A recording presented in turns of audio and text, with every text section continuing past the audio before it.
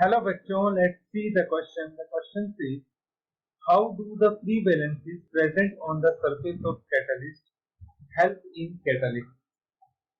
तो किस तरह से फ्री वैलेंसीज कैटालिसिस में हेल्प करती हैं, उसके बारे में हमें बात करनी है. So first of all, we will write down the key concept, and the key concept is modern adsorption theory. Modern adoption theory इस चीज को मान के चलती थी कि कैटलिस्ट के सरफेस पे फ्री वैलेंसीज होती हैं. It state that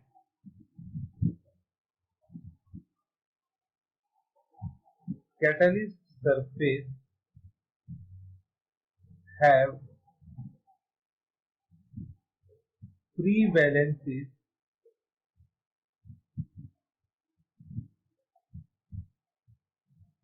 on which reactant molecules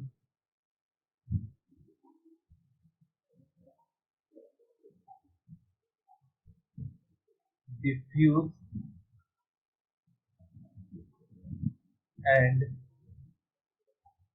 adsorb. तो कैटलिस्ट के सरफेस पे फ्री वैलेंसीज होती हैं जिसके ऊपर जो रिएक्टेंट मॉलिक्यूल्स है वो एडसॉर्ब होते हैं.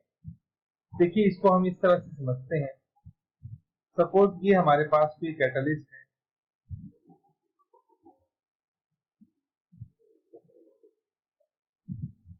और इस कैटलिस्ट के सरफेस पे ये हमारे पास फ्री वैलेंसीज प्रेजेंट है. These are the free valencies.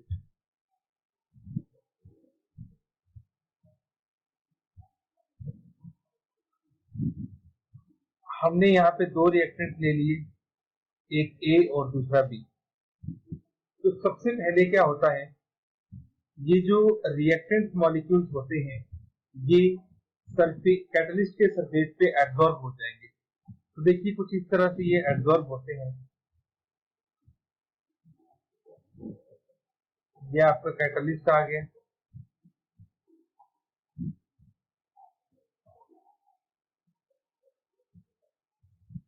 तो जो रिएक्टेंट मॉलिक्यूल है अब ये सरफेस पे एब्जॉर्ब होंगे और एब्जॉर्ब होने के बाद आपको कुछ इस तरह का सिनेरियो देखने को मिलेगा.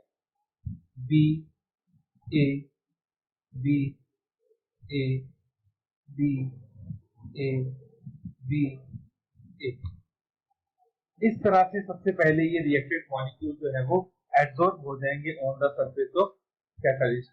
ये फ्री वैलेंसीज को ऑक्यूपाई कर लेते हैं. As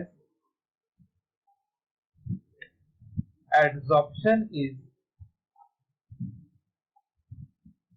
exothermic process,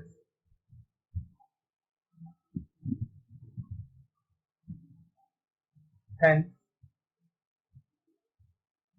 heat evolves due to which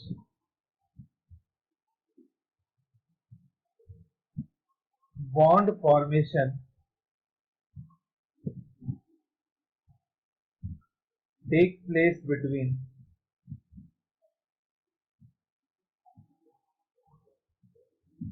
reactant molecules.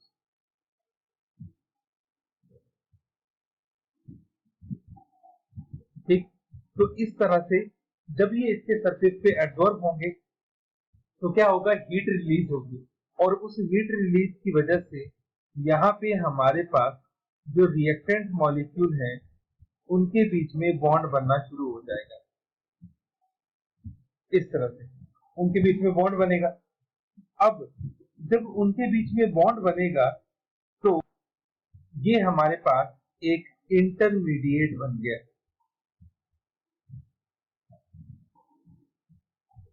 अब एक बार जब ये इसके सरफेस पे एब्जॉर्ब हो गए तो एब्जॉर्ब होने के बाद फाइनली ये क्या करेंगे, डिसॉर्प्शन करेंगे.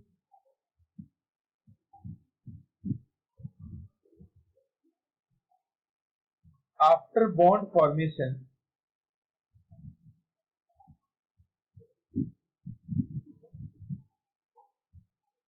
reactant molecule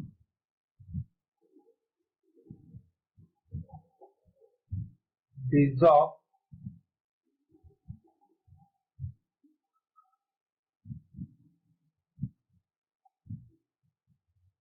from the surface of catalyst। तो एक बार जब बॉन्ड बन जाएगा तो बॉन्ड बनने के बाद ये जो मॉलिक्यूल्स हैं, प्रोडक्ट मॉलिक्यूल है, ये प्रोडक्ट मॉलिक्यूल अलग हो जाएगा और जो हमारे पास कैटलिस्ट था वो कैटलिस्ट फिर से क्या हो जाएगा, फ्री हो जाएगा, ताकि कोई नया रिएक्टेंट आकर इसके सरफेस पे एडसॉर्ब हो जाए। तो इस तरह से जो फ्री वैलेंसीज हैं वो पहले तो इंटरमीडिएट बनाती हैं और उसके बाद प्रोडक्ट को बनाने में हेल्प करती हैं। अब ये जो AB मॉलिक्यूल है ये यहाँ से डिसॉल्व कैसे होता है? जनरली जब A और B के बीच में स्ट्रॉन्ग बॉन्ड बनता है तो उस बॉन्ड के बनने से हीट रिलीज होती है, वही हीट रिलीज इनके बॉन्ड को, इनके प्रोडक्ट को सेपरेट होने में हेल्प करती है। तो इस तरह से हमारे पास प्रोडक्ट बनता है with the help of the free valencies on the surface of the catalyst. So this is the final answer. Hope you understood it well. Best of luck.